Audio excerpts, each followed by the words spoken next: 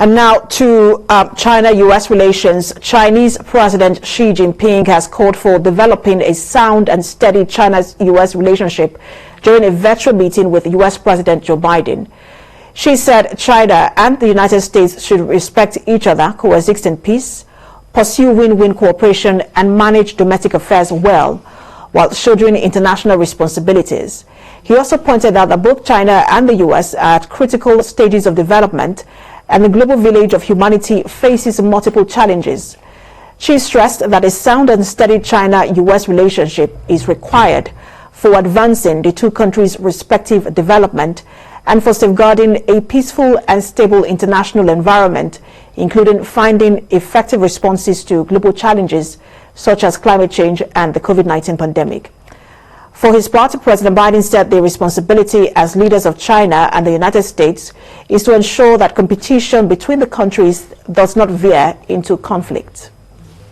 I'm happy we had found time to meet, and I look forward to a candid and forthright discussions like all the discussions we've had thus far. It seems to me our responsibility as leaders of China and the United States is to ensure that the competition between our countries does not veer into conflict, whether intended or unintended. And it seems to me we need to establish some common sense guardrails to be clear and honest where we disagree and work together where interests intersect, especially on vital global issues like climate change. How our bilateral relationship evolves seems to me to will have a profound impact not only on our countries, but quite frankly, the rest of the world. 第一次以视频的方式会晤。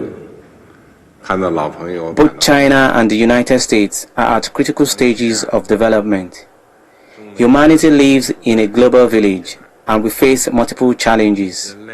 As the world's two largest economies and permanent members of the UN Security Council, China and the United States need to increase communication and cooperation. Each run their domestic affairs well, and at the same time shoulder their share of international responsibility and work together to advance the noble cause of world peace and development. And global affairs analyst Ejike Okpa joins me on the news from Dallas, Texas to discuss this. Good to have you join us. Thank you for having me. So this is the first talks between President Xi and President Biden after several months of some level of quietness or silence between both countries. You remember that some time ago there was a dialogue between delegates of both countries in Alaska that did not go well. This was expected to ease tensions between both leaders and both countries. Would you say that that has been achieved? Well, I mean, look, the China-America relationship is not new. I mean, it started way back more than 50 years ago, when, then Kissinger, met Nixon went, so, I mean, this cat and mouse kind of stuff is to be expected, who is bigger, who is more powerful, who is all of that. So occasionally you'll have these things happen, which sends signals as if, the two sides are going to go to war. In my own assessment and understanding of this international politics stuff, it's not going to happen. But sometimes, somehow, countries are drawn into the drama and they start to have this fear as if there's going to be a war. I think the focus should be countries wanting to develop, and then you craft and develop bilateral agreement and relationship that is a win-win. It is very unfortunate in a world, made up of 100 and something countries, only 2 or 3 are often be talked about. So what does it tell the other nations? Why can't you do your own thing? Why can't you craft relationships? Seek nations that will come along your own national goal while you seek to do more for your own people. So China-U.S., is the drama, is the drama, and they enjoy it.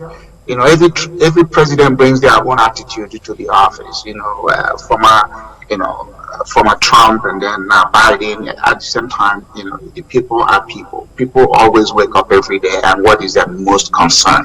Food, shelter, and clothing. All these other things about who is going to war, who is bigger, who is not, is totally irrelevant. If America is number one, has any other nation come forward to say they are number two? No. So they have to say what they want to say, and if it works for them, it works for them. But it shouldn't distract from nations making the efforts to be also successful. So you referenced President Richard Nixon, his visit to China in 1972, which actually marked the establishment of contact and relations between China and the U.S. And that relations went well, or has been going well for a while, until there was a breakdown, and it looked like both countries reached a stalemate. Why do you think that China and the U.S. Sort of forgot to cooperate? Well, I mean, just like a relationship, you just look at it even on a personal level, when we are dating and when we get married, does it always go the way we want it? You just have to keep building on the relationship, recognizing what the other party's concerns are, and the other parties is a give and take, it's a tolerance game. So China is putting their best foot forward, sometimes it makes the other America that wants to be the superpower feel that, are you guys competing? Are you guys challenging? It's a personality thing. It's an ego thing. Everybody's got it, and some of them take it to office. China is not a democratic government, so the president has been there. How many American presidents has he dealt with? So everybody's going to be different, and then the times are different. Sometimes the domestic affairs of a nation pushes the president to act in a certain way. But, basically China is still a very largely poor country. If you look at their GDP, and the capital is still very poor. It's just that they have recognized how to use media and how to build their defenses to make it look like the majority, 90% of Chinese are poorer than everybody in Africa. Go look at the number. Just but the case is that they are doing what they are doing, making it look like okay they are there. But China is still a C country, and I've always said that when we're in school, why do you want to copy from a C student? If you copy from a C student, you're going to end up with a C minus. But they know how to use the media. The countries who are looking to China now for financial support, economic development, and some level of leadership will disagree with you in terms of whether you say it's a C country or not. And that's most countries, if not all countries in Africa, some countries in Asia, and even in Europe. Australia still depends on China for import. But let's talk about this statement coming from President Biden that the U.S. and China must not veer into conflict. When you look at the areas of cooperation, the areas of cooperation are basically climate change and the COVID-19 pandemic. That's top on the list. But let's look at the areas of disagreement and conflicts. Those are the issues that really matter to China. For example, Hong Kong. When you look at the treatment of the Uyghurs, and then you also look at issues around Taiwan. Those are the issues that matter to China. And the U.S. sort of disagrees with how China is handling this issue. Do you think that the areas of cooperation is strong enough, or are strong enough to sustain relations between the U.S. and China? I mean, again, the relationship is what it is. China is concerned because, if you take out, if Hong Kong were to go independent, a lot of the economic vitality of China would be pooped.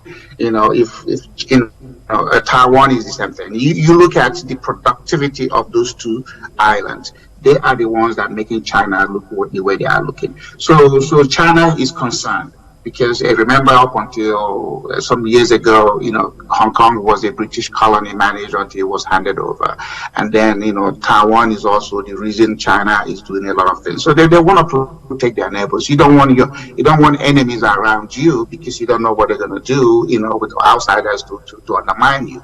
So, the relationship should be that of complement. There's not going to be a conflict that's going to lead to a war, and then you have to recognize some of these things are done in order to help each nation build their own defenses. So we have to have more weapons that will send missiles that can go 1,000 miles in order to do that.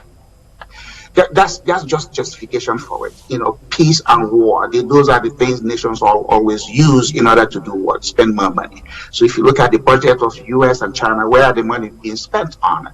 On defenses. because they have this concern that one is going to go after the other. But it's not going to happen. It's a stretch. But it's media driven and it's people sensitive. So we got to do what we have to do. So that's my take on it. As to, the China being a sea or country or being everywhere, you go look at it in Africa. China has not invested $1 billion in any particular African country in a given year. Go look at the numbers. Forget the media noise. I'm a number guy and I'm in economic development. China has not spent $1 billion even in Nigeria.